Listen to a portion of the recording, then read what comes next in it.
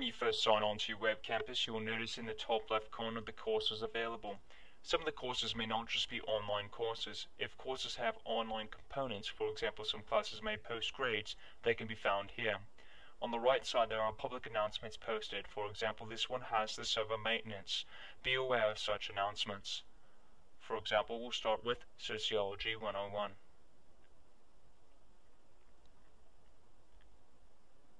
When you first get to the home page of the course, make sure you take a look at the introduction from the professor. It may have important information about the course. Once you've read that, let's move on to course content. The first item you want to check on the course content will be the syllabus and policies. Please be aware that there may be some resources provided that you need to run add-ons or disable your pop-up blocker. Make sure you do this, that way you can have access to all of the resources. It's highly advised that you print out your course syllabus. Every course comes with a course syllabus. This will be beneficial down the road in case you need to refer back to policies. This comes with the required textbooks that the course has. Notice that there's also a link for an outside source of the textbook information. It's highly advised that you test out all the resources and links provided by the professor prior to the start of the course. That way you can determine if you need anything helped with.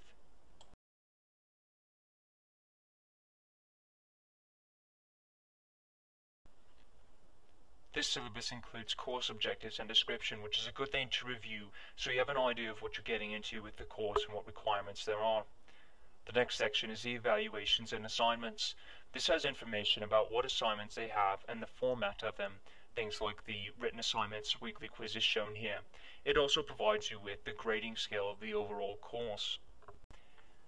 All syllabi should have a policies section. This not only contains the school's policies, but also the policies of the professor. Items such as the way things need to be submitted, what they have for absence, deadlines, and such like that. The next thing we'll go to is on the course content page, the course outline. This is a resource that most professors provide, which outlines the things that need to be completed on the course and the deadlines associated. For example, test deadlines, for items that you need to read, things along those lines. Some professors provide the outline and then allow students to work at their own pace or even complete work in advance. It depends on the course professor's policies.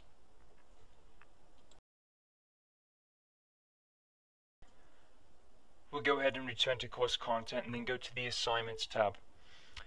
Most professors have different ways that their assignments are conducted. For example, this one uses the Reader Learning Community. This was just a section in which the student would have to upload a response to a reading that they had to do. Professors have different ways, and it's very important that you explore all the assignments that the professors have. That way you know what's going on. Also be aware that with uploading of assignments that you need to double check to make sure that the professor has received it. There have been complications in the past where Webcampus has not actually sent the desired document. Going back to course content, we'll select the online quizzes. Most professors use online quizzes for their exams, especially if the course is completely online. This one provided all of the course quizzes to be viewable, but only accessible during a certain time and with a certain password. Also be aware that the quiz may have a certain value of points, which it normally shows under the quiz instructions, and a lot of quizzes allow a certain number of attempts. Sometimes it's 2, sometimes they'll only allow 1. Also pay attention to the time limit that is provided. For example, this one only has 60 minutes. Even if you exit out of your browser and pull it up later, it still keeps track of all the time spent. Some courses may have more selections up in the top of the screen. For example, this one has a Communicate tab. When we go there, you'll see that this was actually a discussion forum, a linking of discussion boards that students would have to do based off the readings. Most professors tend to use discussion board format, so you may want to get used to using that. But again, it depends on the professor, so explore all of their policies. Moving back to the main page, we'll see that the students have access to a mailing system. This is just like email. Some professors require students to email their documents via Webcampus for submission of assignments. Be sure that if you do email this, you track all communications in case it does not go through properly. On another course here, we'll go over the Grades tab. The Grades tab has an access for students to be able to print out activity logs or grade reports to find out where they stand in the class and what items they have completed. Activity logs will become very important when students are going through count day, when we need to prove for online courses that the student has actually been participating or been involved in the course. For this example, we'll just go ahead and select for a gradebook report. So when we drop down the report menu, we'll go ahead and select Gradebook Grades.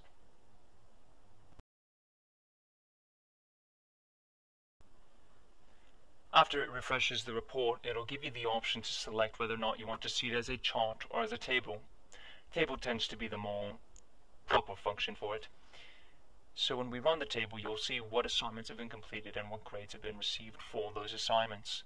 This is very useful to see how you're standing in the class for reports.